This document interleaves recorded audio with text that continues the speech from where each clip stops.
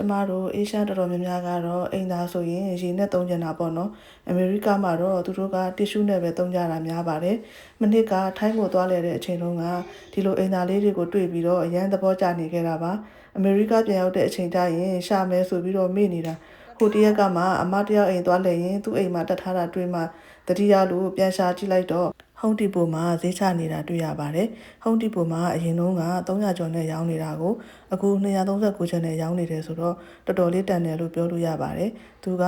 ရေပူရေအေးဆက်လဲပါသလိုအချောက်ခံဆက်လဲပါပါတယ်။စောင်းနှင်းအတွက်တော်တော်လေးအဆင်ပြေလို့ပြောလို့ရပါတယ်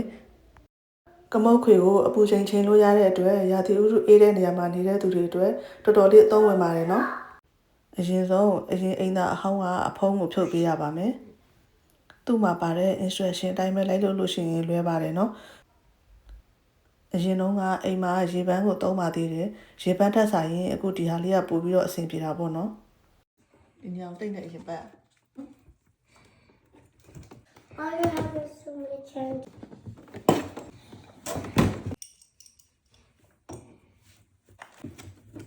Daddy, ဒါကတော့အရင်ရှိနေတဲ့ရေပန်းအဟောင်းကိုပြန်ဖြုတ်တာပါပြန်ဖြုတ်ပြီးမှပဲတက်လို့ရပါမယ်အရင်ရေပန်းတော့ဖြုတ်လို့ပြီးသွားပါပြီ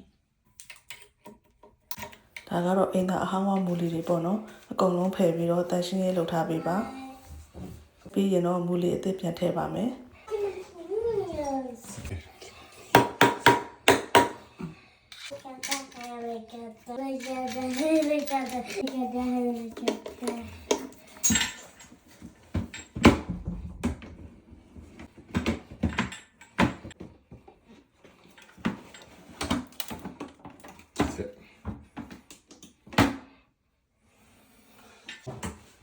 နောက်ထပ်ထည့်လိုက်အောင်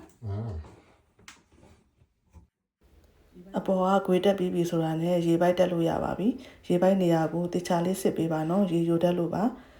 ရေပိုက်နေရာကိုတခြားစစ်ပြီးပြီဆိုရင်တော့မီးတက်ပြီးတာနဲ့သုံးလို့ရပါပြီရှင်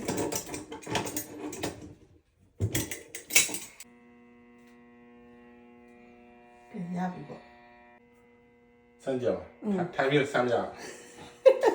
OK 三来没ရပြီဒါကတော့နောက်တစ်ခါမှတက်လိုက်ပါတယ်အိမ်မှာအိမ်သားနှလုံးရှိတာနှလုံးလုံးတက်လိုက်ပါတယ်ရှင်